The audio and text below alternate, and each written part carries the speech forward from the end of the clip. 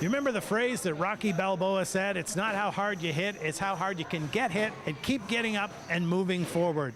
And that's what they're doing here as they're training at Billy Irwin's club for the upcoming KO for Kids.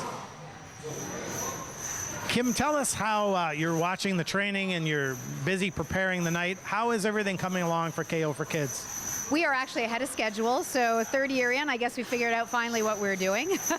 Pleased to announce that we are sold out this year, so if you were still looking for tickets and hoping for tickets the day of the event, that's not going to be possible this year. However, you can still support the boxers that are boxing, or either of the charities, so Box Run Charitable Foundation or Pathstone Foundation.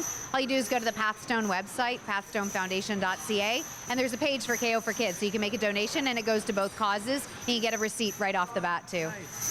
And there's different levels as well where you can, get an ad in the program and different things that you can do to, or sponsor a boxer if one of them's your friend. For sure, there's still sponsorship opportunities always. We'd love to get a welcome reception sponsor, which includes the very last VIP ringside table that we have. So if you're itching to come to the event, you have to become a sponsor, and that'll be the last table officially for that event.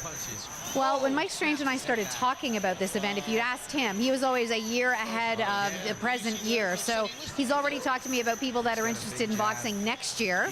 So you can expect a fourth. This is the first time we've been sold out, and sold out so quickly. We're thrilled at the response from the community.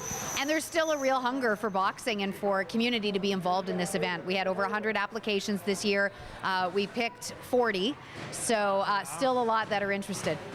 And how does that process go? How do you pick between the different people? Yeah, good question. So one of the things that we have to look at, or Mike looks at, is the age category, the weight category, whether or not they have any experience. 99% of them don't.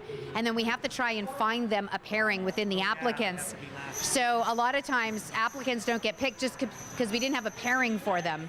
And then we also need them to bring something to the table. We are a charity event, so we're raising money for charity. So definitely helping us put bums in seats is important.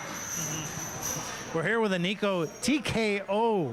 How's the training going so far? It's going great so far. We all get warmed up, revved up. We've started sparring a couple weeks ago, and just keep moving. That's all we can do. Have you ever done anything like this before? No, not at all. I even have a hard time watching boxing, so I've been sitting down and doing a lot of that on top of my training so I can prepare. So what made you want to get involved and get in the ring? Basically, the two charities that are involved, Box Run and Pathstone Mental Health, I truly believe in. They support our community. The children of our community and the families truly need them, and they do great work. And I'm more than willing to put my neck on the line to help them. So now everybody's got nicknames. I want to hear, how did you choose TKO? I chose it because of my family and friends. All the children that I've watched grow up, some of them are 18 now, some of them are only 6 now. They've always called me Tico. Tico, Tico, Tico. So as a joke, somebody said you should say TKO, and I was like, no, I'm not a knockout kind of person. And then they kind of said T-Co, and that's where I got it. Now, I mean, there's a lot of stuff that goes with boxing, obviously, the fighting part of it. There's a little bit of a swagger, too. Have you picked out your entrance theme yet? Yes. I'm not giving it away. It's a surprise. We'll look for that one. All right, I'm here with Brett, the Nightmare Wales. How are you doing with the training? Oh, we're doing pretty good. It's been busy. It's definitely been a challenge, but we're coming along. Getting ready for April 12th. Now, is this something new to you? Have you ever boxed as a younger guy? Oh, I've never thrown a punch in my life before starting to train for this, so it's all of it's new, and just like everyone else, we're learning as we go. Now, it's for a great charity. Now, tell us why you got involved. Oh, we've been involved with Mike Strange for a while in the Box Run Foundation. My son Reed here is a leukemia survivor at 22 months of age. He was diagnosed with leukemia. He did almost 2.5 years worth of treatment, and we're coming up on 2 years since his last chemotherapy. So it's time for us to give back and help the next families through, and we've been involved with Box Run Foundation. It's an incredible foundation, and we just wanted to give back. Now, there's a lot of nicknames going around the gym. Tell us how you came up with the Nightmare.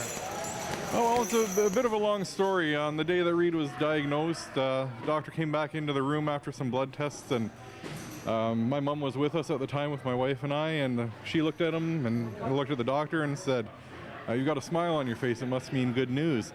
The doctor looked at Lucy and I and said, "I'm smiling because I have to."